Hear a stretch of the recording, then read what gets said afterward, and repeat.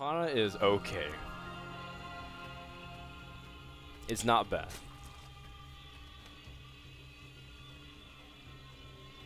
This is my son. I am disappointed. No, I don't know what to say. I don't know what to say, Ben. I think Ohana is okay, but I think people are really starting to. Best map ever made. Why is it such a good map? Because Ohana means family. And family always sticks together. That's right. Ben is a very big family man. Is Kitty am. officially part of the Nickel family? She is. Kitty is Kitty like my Nickel. child. I woke up today and Kitty was cuddled up next to me. I was like, so happy. You are in so low. It's so weird because I thought you were such a huge dog guy for the longest time. I am. And then all of a sudden this cat comes along and you're just bubbling over the idea of a cat. Don't hate on my cat, man. And then now you're starting to post links of how like cats are like helping inmates like turn around their behavior. Like cats are like literally like teaching prisoners how to love. Ex-murderers nonetheless. I don't think that's really the premise of the article. Isn't it? It's supposed to be like The cats premise of the article is rehabilit- having something to provide for gives you a reason to behave in jail. Yeah, but they're using cats to do it. Yeah, but it's not this. I'm going to teach this murderer how to love. By giving him a cat. Early pool opening on Ohana for Revival. He's saying, "Hey, guess what, bro? I'm bringing it." And hatchery first from Ragnarok. He's gonna cancel his hatchery. Oh my! And start a pool immediately. Not even gonna bother with that. And the race is on. Really important that this drone scout went out, by the way. Yes.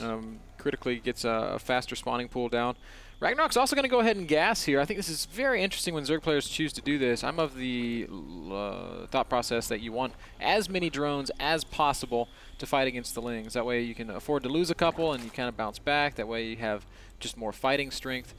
But Ragnarok's saying he wants to have that extra tech. He wants Zergling speed. He wants to be able to punch back with banelings. And actually, Revival is not going to commit up into the natural. That was like an 8 pool. And he's not even going to try to kill a single drone, which is a mistake, I feel. Well, he is behind in the amount of drones. Ragnarok also sees that the drone wants to expand. Very interesting response here. This is very, very bizarre. A single Zergling runs up into the mineral line and gets killed. Good control by Ragnarok to keep his drone alive. Ragnarok's now going to have a massive tech advantage, Dan. He's going to have Zergling speed against a gasless early pool player. It's 15 drones to 17 drones. Not a huge difference, but the tech difference is massive. And I think what we could end up seeing is Ragnarok just making a big, big swell of Zerglings off of his first inject and running across the map and doing some crazy amounts of damage. Well, Revival, I mean, these guys are teammates. Something that people can't ever discount is that they share strategies and help each other. So getting inside, playing something a little bit unconventional is sometimes normal in these kinds of scenarios. But guys, keep in mind that the winner of this advances to the semifinals. And you need to get it to the finals in order to secure one of the 2 wildcard seeds. And both players definitely want to. Both of these guys for a while were known as online players. Revival starting to break out a little bit of that shell by going to MLG and trying to perform in the group stages, but Ragnarok still has yet to make that international scene appearance. That is right. If Ragnarok were to win here, he would not be qualified for the next season in the NASL. This is still earlier on. This is not a semifinal match, but it's one step closer, which would be really exciting for him. He does have that small swell of Lings that we talked about, Dan, and by small swell I mean quite a few of them. 22 Lings on the map. They're going to run right underneath an Overlord. Banelings are on the way for Revival, but they're not going to be ready for a while. Here come those Speedlings. Revival has very few units right now. He's got 2 Queens, a Building Spine Crawler, and like 5 Zerglings. This is going to be very close. Here comes the Lings of Ragnarok. He's got to be very careful about how he engages. He's going to go right after these Queens. Zerglings are going to die very, very quickly. There's not much energy for transfuse. A single transfusion does exist on 1 Queen. She will go ahead and drop it. More Lings popping out for Revival. Even if Ragnarok kills no drones, he's forcing so many Zerglings and reinforcing his his economic advantage, but one queen will fall. Ling's going to get at the ramp. A second queen's definitely going to go down. Great attack here from Ragnarok. Now the drones are in peril. Ooh, and the banelings are trying to finish morphing, but it's not going to even really matter because most of the Zerglings have been taken care of. And the baneling discover another Zergling that is morphing, but a lot of damage has been done. Ragnarok up in drones, and the tech still very much in his favor because he does have Zergling speed. And it's not like Revival can go for a counterattack himself either. Yeah, well, the most painful thing of all is the queens being killed, because that just hamstrings Revival's larva production. It also hamstrings Revival's everything else production, because queens are expensive in this phase of the game. 150 minerals is a lot. So if he's going to make queens, he's not making 3 sets of lings. He's not making 3 important drones. And here we see that that small counterattack coming forward. There are banelings out for Ragnarok. He should have no trouble dealing with this, especially against slow Zerglings. And Revival gets out of there immediately. Yeah, a lot of banelings from Ragnarok. 6 going to be total. But he is going up to a layer again, really pushing that advantage as far as he can, especially since he has gases going at his natural over his opponents. Revival still only has 1 queen out. Needs to get at least 2 for that double cycle of larva, and from there should be able to control the map. But what's so nice is that Ragnarok is still putting on pressure, never allowing Revival to really rest for a second. Yep, and this is exactly what you do when you have this kind of an advantage in ZVZ. You continue to lean on your opponent. You say, hey, bro, if you don't make some units, I'm going to kill you. And in doing so, you just basically enforce your economic advantage. Ragnarok up at 37 drones against 28. He's able to drone, and Revival isn't really, he doesn't have that luxury. Ragnarok's also got his Spire tech already in production. A couple of baneling exchanges there at the base of Revival's natural ramp. Layer nowhere in sight for Revival, by the way, Dan. And he is going to be hard-pressed to deal with Mutaplay. No Evo Chamber, only the 2 queens, no real resources to invest in anti-air. Yeah, how is he going to be able to put down these spore crawlers? You know, this is why I feel like they should add a baneling cannon in Heart of the Swarm. So spores can have a great way to deal with it. So spores can launch banelings. It would be awesome. Well, maybe you can submit the idea and see what they. You know what? You're right. I always talk about. Yeah. I speak to the Blizzard guys on a pretty regular basis. I'm going to propose the baneling cannon, where essentially the banelings. It doesn't shoot infinite banelings, right? Just no. You load your banelings into the spore crawler, and it launches the bane. It's just like exactly what it sounds like. It's kind of like and you could like walk your spore crawlers forward on creep, and then launch banelings into a Terran base. Wow. Give it the same range as like a siege tank. The spore tank, or the baneling tank, basically? No, not the same range, but like we'll say like range 9. Oh. It's a good idea. So just as long as the Colossus, right, with thermal lands. Well, Revival has to push here and make something happen. Ragnarok has Mutas on the way, and that's going to put a big timer on whether or not Revival will be effective. The Queen does get picked off. Roaches are running in here. Oh, takes 7 banelings to kill a roach. Well, also takes 7 banelings to kill lots of roaches if they're all clumped up.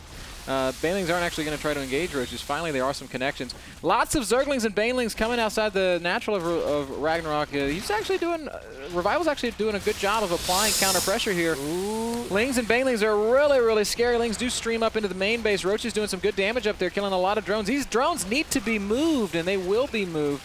But Revival is actually dealing a ton of damage. He's already killed 14 workers. He's going to kill a few more. Ragnarok was a little bit underprepared for this. Yeah, he tried to make only banelings, but the roaches were able to tank them, and the Zerglings were able to get inside, do lots of damage. But Revival committed almost everything he had. He doesn't really have much ability to defend against these against the mutants, other than 3 spores. He's adding on a couple more as well. But Revival, that was a big attack, and I feel like he still didn't do enough damage. He did good damage. He kind of equalized the worker count, but now he's having to invest a lot of his drones into spore crawlers just to make sure he doesn't die to mutas here. Why, man, Ragnarok? I'm really annoyed with the way he controls his units. Like, he could have killed that Overlord. He could have picked off a couple drones. He's just going to kind of dance around and do some funny stuff here. Taking massive damage on these mutas. This is still kind of sloppy. Yeah, it needs to kind of weave in and gather his mutas to be able to dodge. This is kind of like what they try to do in Brood War, when you try to avoid missile turrets and Marines, just kind of pack them up that way they're not getting picked off on the sides. Although Ragnarok, he's just droning while you see Revival teching to Infestors. Neither player really trying to commit to any kind of huge attack, because Revival has to play defense and Ragnarok is just poking.